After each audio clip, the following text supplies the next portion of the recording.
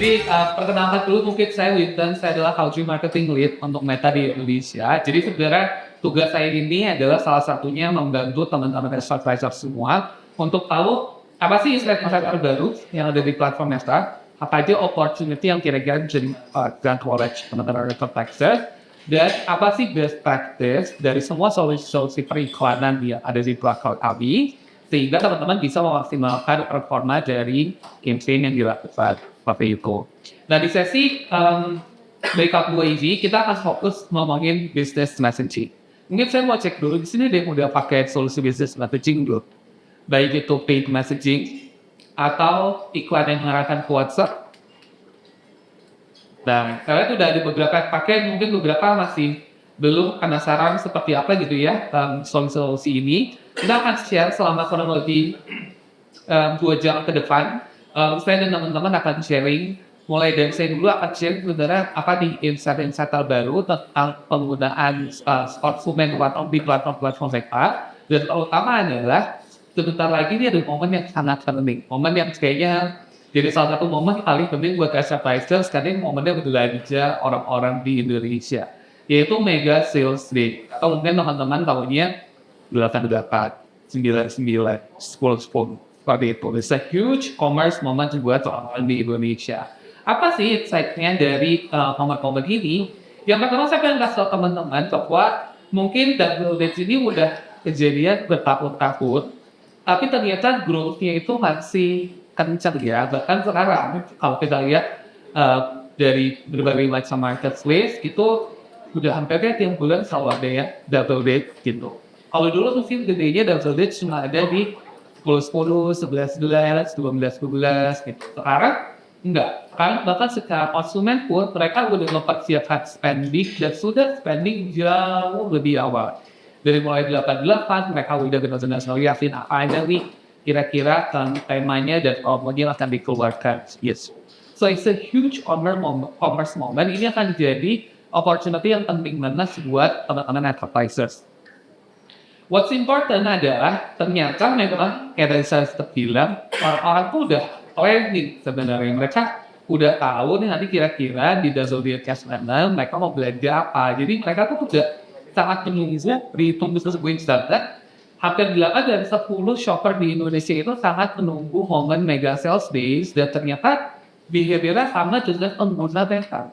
Jadi kurang lebih sama pengguna Meta pun, baik itu pengguna Facebook, Instagram, WhatsApp, mereka juga nungguin banget di momen Mega Sales Days. Karena menurut mereka nanti di momen Mega Sales Days mereka bisa dapetin harga terbaik gitu, atau mereka bisa dapetin diskon paling gede yang mungkin ada yang terjadi di Mega Sales Days tadi. Ini terjadi di seluruh kategori dan memang yang kita lihat adalah so far dari berbagai kategori they are all growing selama momen Mega Sales Days. Dari tahun sebelumnya ke tahun terakhir itu semua growing. Ada beberapa kategori yang growing-nya signifikan, so it's a good sign, tapi in general hampir semua kategori itu growing. Jadi memang masyarakat Indonesia ini kayaknya going power-nya makin lama makin kuat. Terutama di momen Mega Sales Days, mereka makin lama makin spending di momen MFD. Satu hal juga yang penting adalah ketika mereka mau belanja di momen Mega Sales Days, mereka tuh ternyata sangat open akan rekomendasi. Apa yang mereka lihat, terutama di social media, itu mereka sangat open. Kira-kira apa nih iklan yang lucu, misalkan yang direkomendasikan terhadap orang tersebut. Kenapa sih itu sangat open? Ya karena memang apa yang direkomendasikan ternyata relevan dengan apa yang mereka butuhkan. Terutama buat orang Indonesia, surprisingly kalau teman-teman lihat, Indonesia itu salah satu jadi leading AI adopters. Salah satu bentuk nyatanya adalah behavior orang Indonesia ketika mendapatkan rekomendasi dari AI, akan ternyata melakukan action dari situ. So it's a good sign. Memang tadi mungkin kita dikasih bagian dari ngomongin AI. Tapi the key message adalah leading into the power of AI. That's really actually align dengan apa yang terjadi di behavior konsumen di Indonesia. Mereka tuh justru hanya direkomendasikan. Apa nih kira-kira produk, apa nih kira-kira brand yang cocok untuk mereka. proses MSB ini sebenarnya satu ya, orang kan pasti discover dulu gitu ya. Setelah mereka discover, mereka mau evaluate dulu apakah produknya ini sesuai atau enggak dengan mereka, cocok atau enggak nih. Dan terakhir pastinya mereka akan di. I think mungkin sekarang juga saya nggak perlu jelasin datanya detail, tapi saya yakin semua yang di sini ketika mau membeli sesuatu pasti banyak terinfluence oleh sosial media kan. Mulai dari mungkin lagi scrolling Instagram kan tiba-tiba nemu ada kreator ngomonginnya apa produk apa misalkan atau dapat ads, dapat iklan gitu. Baik itu dari segi discovery tadi, sampai ke research dan evaluation, sampai ke purchase-nya, itu semua banyak dipengaruhi oleh social media. Dan ternyata berdasarkan riset yang kami lakukan di sini dengan Yuslo, memang social media adalah jadi channel nomor satu untuk menginfluence seluruh journey customer tadi, mulai dari discovery sampai purchase. Dan kita juga ngukur nih sama YouGov. Ini bukan data dari kita ya. Kita minta YouGov coba tolong ukurin sebenarnya platform mana yang paling berpengaruh gitu terhadap influencing purchase decisions dari konsumen di Indonesia. Gitu. Meta masih menjadi nomor satu platform yang menginfluence purchase decisions untuk konsumen di Indonesia, tapi kita juga pengen tahu sebenarnya konsumen yang seperti apa, dan ternyata baik itu dari yang younger generation seperti Gen Z dan Millennials, maupun mereka yang Gen X dan Boomers juga sama ternyata, dua-duanya sama-sama terinfluence dari platform di social media. And I think that's quite logical ya, karena memang sekarang ya semua orang pasti udah punya lah ya, either mereka punya Facebook atau mereka punya Instagram, dan pasti mereka semua punya WhatsApp gitu. Nah, tadi kita udah lihat kan sebenarnya bagaimana social media jadi sangat penting dalam menginfluence purchase decisions terutama selama mega sales days nih nanti. Di sesi ini saya pengen deep dive lebih jauh itu tentang WhatsApp.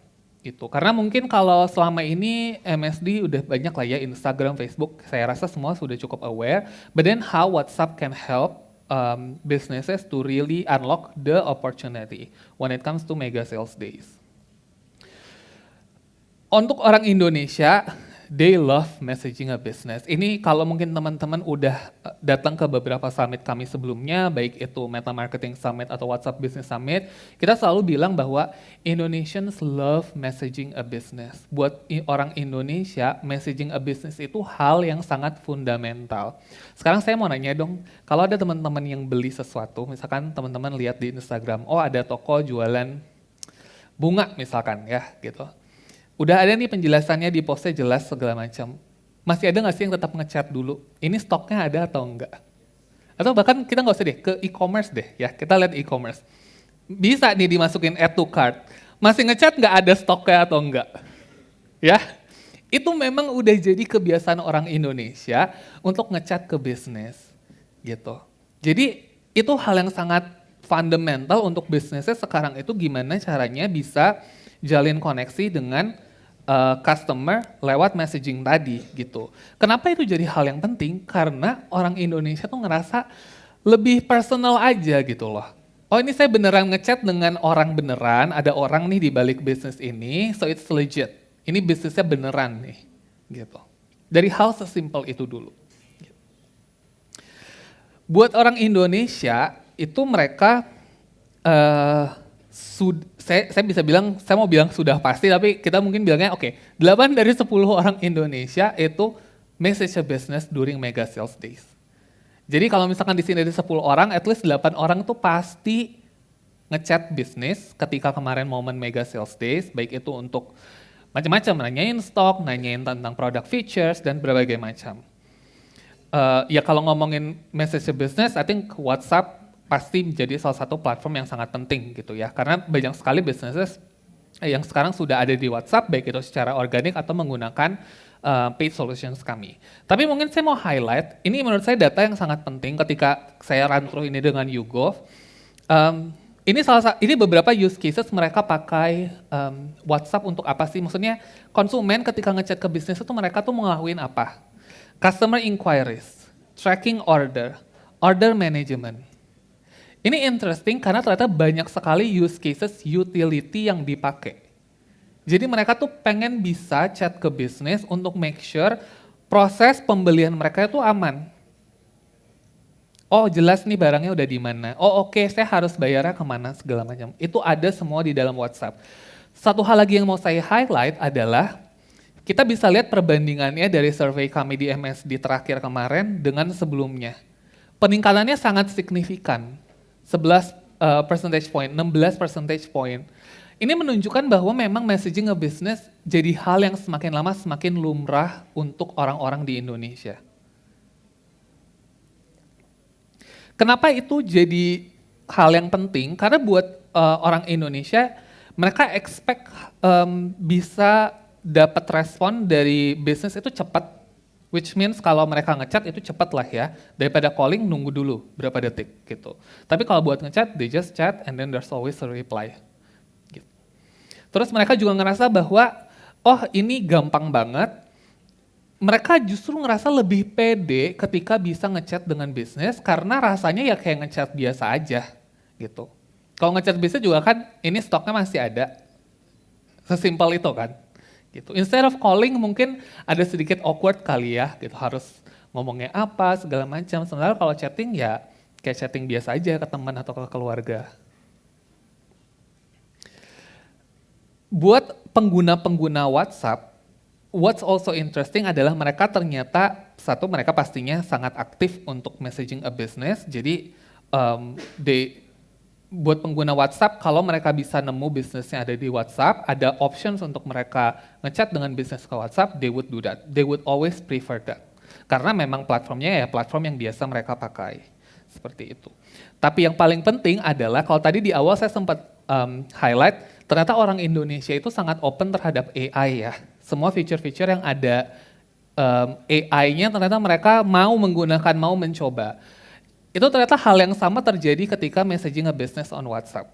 Kalau mereka dijawab oleh business agent yang di-enable oleh AI, ternyata orang-orang Indonesia open-open aja. Oh nggak masalah gitu. Karena mungkin ketika dijawab dengan AI, AI-nya sudah di-train senatural mungkin cara menjawabnya gitu ya, sesuai dengan apa sih kira-kira kalau orang beneran gitu yang ada di balik layar tersebut. Gitu. I think that's interesting. Mungkin food for thought buat teman-teman. Setelah mengetahui insight seperti ini, implikasinya terhadap chat experience yang mungkin teman-teman udah buat sekarang di dalam WhatsApp, bagaimana kira-kira teman-teman bisa membawa elemen AI untuk memaksimalkan hal tersebut lagi. Untuk Indonesia, mereka benar-benar menggunakan business messaging, jadi the whole concept of business messaging, interaksi dengan bisnis lewat chat gitu, itu across the customer journey. Mulai dari mereka awareness dulu, dan mereka mungkin lihat iklan yang ada di Facebook atau Instagram dan langsung ngeklik untuk chat dengan WhatsApp, untuk chat dengan bisnis di WhatsApp, atau mereka mau nanya-nanya, atau mereka mau spesifik nyari promo gitu ya. Orang Indonesia, we love promotion so much gitu, jadi kadang-kadang saya juga pribadi suka nanya di WhatsApp gitu, lagi ada promo nggak sih? Gitu. That's very natural, itu benar-benar lumrah banget buat orang Indonesia dan itu terjadi di seluruh customer journey audience kita, customer kita, dan itu bisa di-enable lewat WhatsApp. For Indonesians, hampir lebih dari 8 dari 10 online adults di Indonesia itu they prefer to be able to chat a business gitu. Di Indonesia udah sangat-sangat penting untuk bisnis itu punya business messaging, mereka bisa di-chat lewat business karena itu udah jadi ekspektasi yang foundational. Tapi what's also important adalah buat businesses, oke, kalau misalkan saya memperbolehkan nih customer saya untuk ngechat di bisnis, what's in it for me gitu kan ya. Pasti kan setiap ada investasi harus ada hasilnya gitu ya. Dan ternyata memang banyak businesses yang udah melihat peningkatan dari segi conversion ketika mereka membuka nih jalan business messaging tersebut. Bahkan data kami dari survei kami menunjukkan bahwa they actually see 55% increase when it comes to conversion. So that's a huge number. Tapi mungkin lebih seru nanti teman-teman bisa nunggu di beberapa sesi selanjutnya, kita dengerin langsung dari berbagai macam bisnis yang udah kita ajak nih hari ini untuk sharing success story mereka, seperti apa sih business messaging itu bisa enable better results for them. Tadi saya udah sharing juga bahwa Indonesians love messaging with a business, they love messaging with a business because it makes them feel more connected, kayak beneran jadi ngobrol dengan bisnis tuh kayak ngobrol dengan orang biasa gitu. Dan mereka sangat open akan AI di business messaging Dan angka ini yang mau saya highlight adalah sebenarnya betapa di Indonesia itu lebih tinggi dibandingkan dari region-region lain gitu. Karena Indonesia tuh kita one of the biggest chat users in the world gitu ya. Makanya business messaging di Indonesia itu sangat prevalent. Orang Indonesia maunya ngechat dengan bisnis. So, apa sih sebenarnya use cases yang bisa teman-teman explore gitu ya nantinya ketika ingin menggunakan business messaging buat bisnis kalian. Ini mungkin saya akan sharing high level aja, beberapa idea. Nanti teman-teman pengen lihat contoh nyata, lebih real, lebih detailnya akan ada di beberapa sesi ke depan nih. Kita udah ada beberapa partner kami dan klien-klien kami juga yang akan sharing success story mereka seperti apa. Tapi first things first adalah saya pengen highlight bahwa business messaging again bisa digunakan di seluruh funnel atau di seluruh customer journey dari konsumen. Dari awareness sampai re-engagement. Mungkin bisa dipikirkan apakah, business messaging it's about promotion, gimana kalian bisa ngasih personalized promotion, spesifik ke orang dengan tipe-tipe tertentu misalnya. Atau business messaging itu, ini salah satu use case yang paling banyak digunakan adalah untuk lead gen. Gimana caranya teman-teman bisa mengumpulkan leads atau prospek lebih banyak untuk bisa di follow up nantinya jadi conversion. Atau teman-teman mau fokus ini ke bagian recapturing abandoned cart. Salah satu use case yang ternyata sangat-sangat efektif. Salah satu klien kami itu menggunakan business messaging untuk mengaktifkan kembali dormant users yang udah nggak pernah pakai lagi app-nya mereka, misalkan di-engage lagi lewat business messaging, lewat chat, dan ternyata itu sangat-sangat powerful, hasilnya sangat bagus. So there's a lot of use cases yang bisa teman-teman explore when it comes to business messaging. Untuk MSD nanti mungkin bisnis-bisnis yang fokusnya ke omni-channel, think about some ideas, gimana caranya kalian bisa provide consultative selling. Jadi pastinya dengan adanya business messaging kan bisa ngejelasin lebih detail, bisa ada tanya jawab nih dengan customer gitu. Basically, mungkin role-nya SPG yang ada di toko kita pindahkan ke WhatsApp. Jadi consultative selling-nya kejadian di WhatsApp. Dan bisa di follow up, nanti kalau mereka udah beli, contoh misalkan di beauty gitu yang banyak SPG, kalau mereka udah beli sunscreen, bisa nggak nih kita upsell mereka beli moisturizer-nya juga? Bisa nggak kita cross-sell mereka beli produk yang lain gitu. Atau nanti kita mau drive, mereka kita udah dapetin listnya segala macam, kita bawa mereka untuk datang ke toko. Bisa seperti itu. Untuk bisnis-bisnis yang fokusnya, enggak, saya lebih fokusnya ke online sales.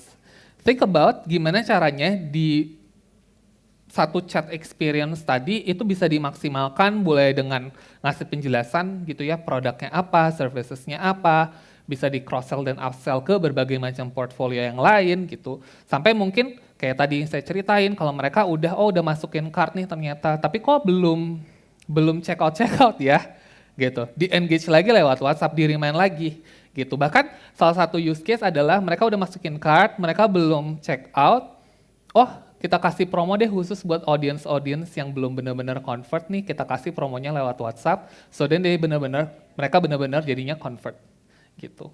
There's a lot of use cases yang bisa di-explore. Businesses yang mungkin udah CRM-nya udah kuat, datanya udah strong, jadi udah punya banyak data, biasanya pasti fokusnya adalah membuat loyalty dan gimana caranya customer ini bisa spend lebih banyak lagi gitu. Think about business messaging to elevate your loyalty and spend of the customers gitu. Mulai dari offering promotions, biasanya ini mereka kalau sebulan belinya 2 pieces. Gimana caranya kita bisa bikin orang-orang yang udah beli 2 pieces tadi, itu jadinya sebulan beli 4 pieces atau 5 pieces. Jadi ada promotion yang khusus untuk bikin mereka consume lebih banyak gitu. Atau kita mau kasih consultative selling buat mereka tuh bisa lebih ngerti lagi berbagai macam portfolio yang ada di perusahaan kita gitu. Jadi mereka nggak cuma beli hal yang sama-sama aja setiap bulan. Ada 3 prompt mungkin terakhir yang ingin saya kasih ke teman-teman ketika teman-teman nanti mau explore lebih jauh lagi tentang business messaging adalah yang pertama, think about the entry points, entry dan re-entry.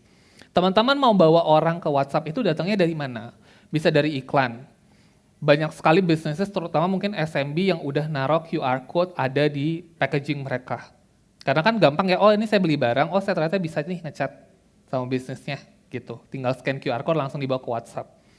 Banyak sebenarnya sekarang kalau enterprise yang besar bahkan mereka udah naruh QR code WhatsApp di iklan mereka, di billboard mereka gitu. Karena mereka mau make sure billboard mungkin yang selama ini kurang bisa di-track gitu ya, resultnya seperti apa, at least dengan adanya itu mereka bisa track, oh ternyata bawa nih traffic dan bisa di follow up lebih lanjut. Yang kedua adalah think about the in-thread experience. Nanti kalau orang-orang yang udah ada nih di dalam WhatsApp, mereka udah ngechat, seperti apa experience yang ada di WhatsApp? Apa aja yang mau, feature-feature yang mau dibawa dan ditawarkan di situ. Dari mulai yang native mungkin teman-teman ada lihat, oh ternyata ada katalog nih. Jadi sebenarnya sama kayak marketplace gitu ya, ketika masuk ke WhatsApp mereka bisa browsing apa aja produk-produknya dengan detail-detailnya, itu semua ada katalog. Atau teman-teman mau bekerja bareng sama partner, sama BSP untuk bikin feature-feature yang lebih canggih pakai WhatsApp Flows. So there's a lot of solutions yang bisa dieksplor untuk mengenhance, memperkuat in-thread experience-nya tadi. Dan yang terakhir conversion point, ini paling penting justru. Pastinya kan semua ini investasi dan harus ada hasilnya ya, gitu. Jadi conversion point-nya apa sih yang mau di-measure dan di-dedicate sebagai impact dari WhatsApp tadi? Apakah itu buat sales, apakah itu buat lead gen? There's a lot of conversion point yang harus dilihat dan pastinya nantinya itu semua baik itu dari entry point tadi, internet experience harus mendukung hasil akhir yang mau dicapai lewat WhatsApp. Mungkin itu yang bisa saya sharing hari ini, but stay tuned, there's gonna be a lot more. Hari ini kita akan banyak ngomongin dua hal sebenarnya yang akan kita deep dive. Satu ngomongin utility dan authentication. Jadi kalau teman-teman udah sempat dengerin tentang paid messaging solutions, ada utility dan authentications. Sebenarnya utility dan authentication itu bisa digunakan untuk apa aja. Contoh realnya seperti apa? Pasti banyak pertanyaan, kita tunggu. Lalu yang kedua adalah marketing messages. Mungkin kalau banyak performance marketer biasanya udah sering banget pakai marketing messages, karena kan udah jelas mau ngejar CTR, terus jadi conversion, segala macam.